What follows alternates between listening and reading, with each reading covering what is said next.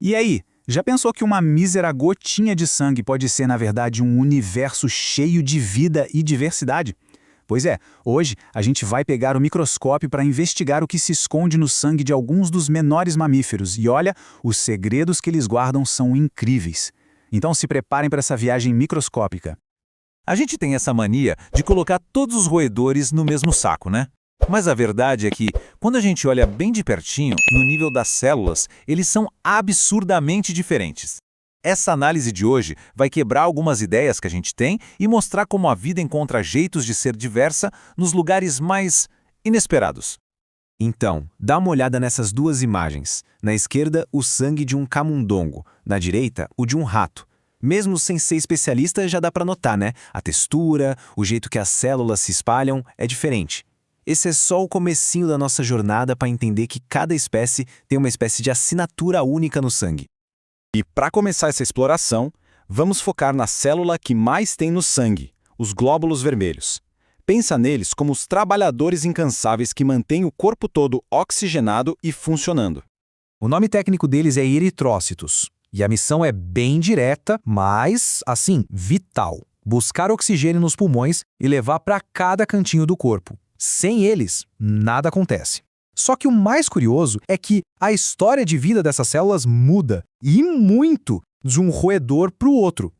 Agora se prepara, porque isso aqui é fascinante.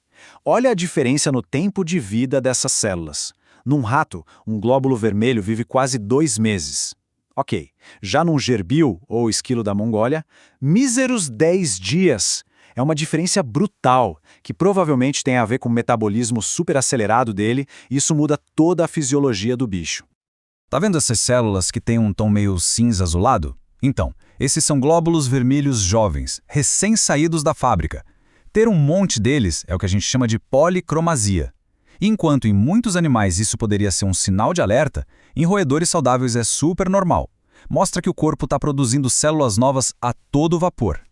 E para a gente ter uma ideia do extremo que isso pode chegar, olha esse número. Em porquinhos da Índia que acabaram de nascer, até 1/4 de todos os glóbulos vermelhos circulando pode ser jovem. 1 em cada 4. É uma adaptação sensacional para dar conta do crescimento super rápido deles logo depois de nascer. Muito bem, agora vamos mudar o foco. Se os glóbulos vermelhos são os entregadores, os glóbulos brancos são o exército, são os guardiões do corpo, sempre de prontidão para defender o organismo de qualquer invasor. Em nós humanos, os neutrófilos são os soldados mais comuns, a linha de frente. Mas no mundo dos camundongos e ratos, a coisa é diferente. Como esse gráfico mostra, quem domina a área são os linfócitos. Eles formam a maior parte das tropas de defesa. São os verdadeiros estrategistas do sistema imune desses animais. E já que falamos nos neutrófilos, eles são tipo a tropa de choque, os primeiros a chegar no local de uma infecção. E aqui, olha que legal, outra diferença. Eles fazem o mesmo trabalho, mas o visual deles muda. No camundongo, o núcleo da célula parece um anel, um donut. Já no rato, ele é todo divididinho, mais complexo. E essa imagem aqui deixa isso claríssimo. À esquerda, o núcleo em forma de donuts do camundongo. Simples, redondinho. À direita, o núcleo todo segmentado do rato. É um detalhe, né? Mas é um detalhe visual que conta uma baita história sobre a evolução de cada espécie. Agora vamos conhecer outra célula especialista, o eosinófilo. Ele é o soldado perito em combater parasitas. E as armas dele, que são esses grânulos dentro da célula, mudam completamente de visual. Como a gente vê aqui, nos camundongos, os grânulos são grandes e marrons. Nos ratos, pequenos e vermelhos. E nos hamsters, a coisa fica exótica. Eles têm formato de bastão e são azulados. E aqui a gente consegue ver essa diferença na prática. À esquerda, os grânulos pequenos de um eosinófilo de rato. E na direita, olha isso, o tamanho e a quantidade de grânulos no eosinófilo de um porquinho da Índia. Parece que ele está abarrotado. São 2 mundos completamente diferentes, dentro do mesmo tipo de célula. Ok? Agora a gente vai entrar no território dos especialistas, das células mais raras e misteriosas, aquelas que dão a alguns roedores umas características que são únicas deles. Tá vendo essa célula bem roxa, cheia de grânulos escuros? Esse é um basófilo. Eles são super raros na maioria dos roedores, é difícil de achar, mas quando aparecem, não tem como confundir. Eles participam de respostas alérgicas, liberando substâncias como a histamina.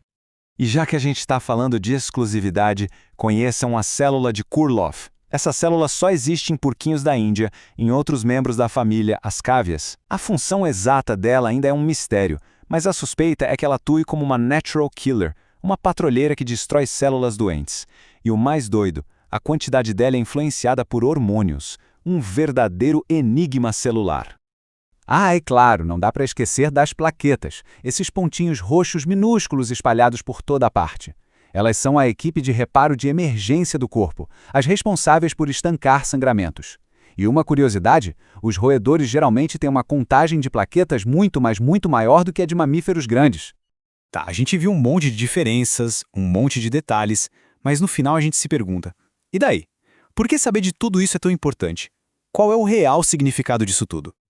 Bem, o ponto central é este. Definir o que é um hemograma normal para um roedor é uma tarefa muito complexa. Fatores como a espécie, a linhagem, a idade, o estresse, até a hora do dia e como o sangue foi coletado, tudo isso pode mudar completamente o resultado. O que é normal é sempre relativo. No fim das contas, a mensagem que fica é essa. Cada gota de sangue é como um livro que conta a história da evolução, da fisiologia e das adaptações de uma espécie. Não é só um amontoado de células, é uma narrativa biológica completa.